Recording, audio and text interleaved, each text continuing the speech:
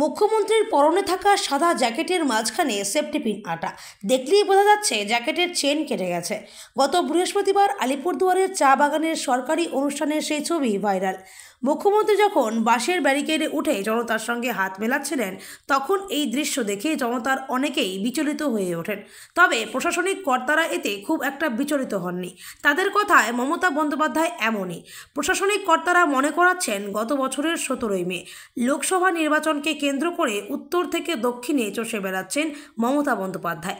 ঝাড়গ্রামের গোপীবল্লভপুরের গজাশিমুলের নির্বাচনী সভা মঞ্চে আচমকা ছিঁড়ে যায় হাওয়াই চটি। ব্যতিব্যস্ত হয়ে মন্ত্রী বীরবাহা হাসদা সহ অনেকেই চটি এগিয়ে দিতে গিয়েছিলেন।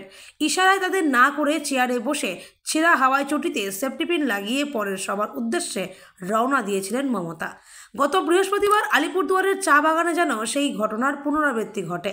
ইতিমধ্যে মমতার ওই ছবি সাড়া ফেলেছে নেট পাড়ায়। অনেকেই মুখ্যমন্ত্রীর সাদামাটা জীবনযাত্রার প্রশংসা করেছেন। তাদের মতে, রাজ্যের প্রশাসনিক প্রধান হয়েও এত সহজ সরল জীবনযাত্রা মেনে চলা বোধহয় মমতা বন্দ্যোপাধ্যায় বলেই সম্ভব।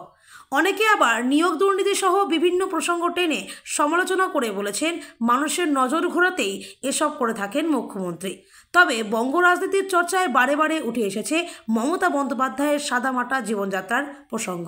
2023 সালের 13ই মে কলকাতা সফরে এসে কালীঘাটে মুখ্যমন্ত্রী মমতা বন্দ্যোপাধ্যায়ের বাড়িতে গিয়ে তার সাদামাটা জীবনযাত্রা দেখে আপ্লুত হয়েছিলেন বলিউডের দ্বিতীয় খান, মহাতারকা সলমান খান।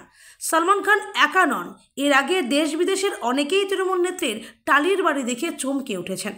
রাজনৈতিক পর্যবেক্ষকদের অনেকের মতে, এই সাদামাটা জীবনযাত্রা সহজে সাধারণ মানুষের সঙ্গে মিশে যাওয়া, এটাই মমতা বন্দ্যোপাধ্যায়ের প্রধান ইউএসপি, যা তাকে সহজেই অন্য রাজনীতিকের চেয়ে কয়েক কদম এগিয়ে রাখে।